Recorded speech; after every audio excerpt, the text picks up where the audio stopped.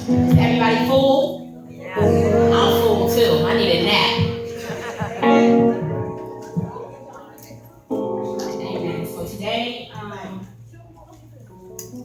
just going to speak a little bit about fatherless daughters. Majority of the people on this side of the room is my family, so they already know my story. I didn't grow up in a home without a father in it, but I grew up in a home without my biological father. So that's what that means. So everybody knows the overview of this whole conference day is Empowered to Live Whole. So we just wanted to come together, speak to the women's words of encouragement, wholeness, peace, joy, livelihood. Go and get your life back. Throughout our lives as women, we go through so much, and probably majority of us in this room grew up under the leadership of a woman in the home, absentee dads. Let me see a show of hands today. 1, 2, 3, 4. Whole table back there. Talia, put your hand down.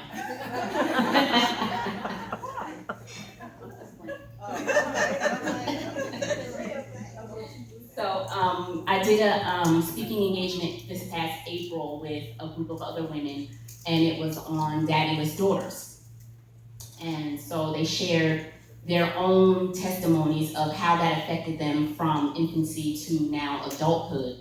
And I don't think any of us in that room that day really had a real solid relationship with our fathers present day. And that's an epidemic. It's sad, and it's an epidemic. And it's not just African American women, but through my years of working in corporate America, it is a lot of women, all racial backgrounds, that can give you their stories of what life has been like growing up without their dad, their biological dad. Because a lot of them have been raised by another man, which is fine and which is great and which is good, but another man will never be able to fill the void that dad was supposed to fill. He will never be able to do that. So it does matter, ladies, when you say to your daughters, you'll be all right. You don't really need them. That's not true. Because if that was true, God never would have used him to be that daughter or that son's dad. He never would have used him. So that's not a true statement, and I think it's a statement that we should not say. I'm thankful to God for the mother that I have, because she never said that to me, that I didn't need him. But what she did say was, he will show you who he is. And he has. And he's been absent. He showed up for, my wedding. Well, I'm already like 35 years old. He showed up for my first son's christening. Yeah, those are the times that he showed up.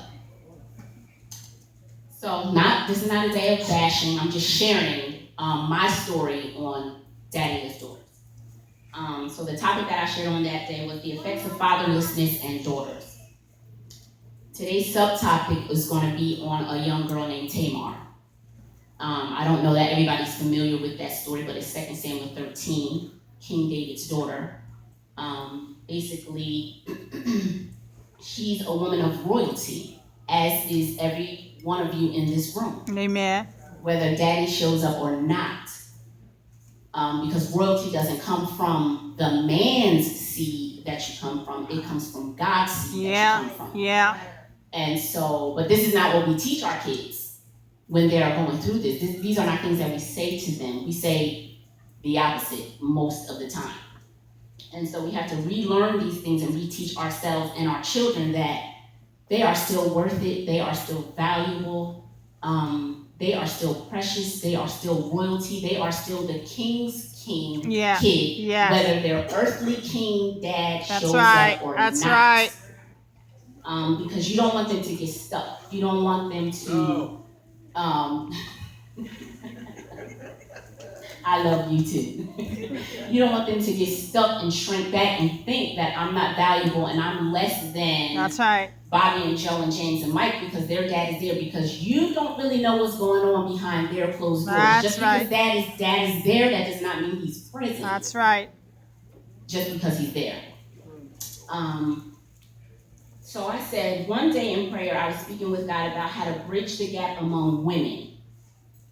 I hate to admit this, but we're going to admit some stuff today. But we can be some of the most petty creatures on the face of the planet. But there's a reason why. We don't just want to be petty woman to woman, but there's a reason why. We really can't. And underneath all the pettiness, most times there are reasons. And as I was speaking with God on how to best bridge the gap and really become a sisterhood the way that he desires, I heard the word empower. So immediately I wrote the word down, and I kept speaking the word, and I kept hearing the word, and then I got this acronym. So the letters are EMPOWER. These are the words that God gave to me on this day. To encourage, to motivate, pursue, overcome, win, evolve, and restore. And that's my mission. On Facebook a lot, I'll write something that God has given me, or I'll write something that I got out of a devotional, and I'll end it with Team Empower. That is what that means, what I just shared with you. To encourage, to motivate, to pursue, to overcome, to win, to evolve, and to restore. And each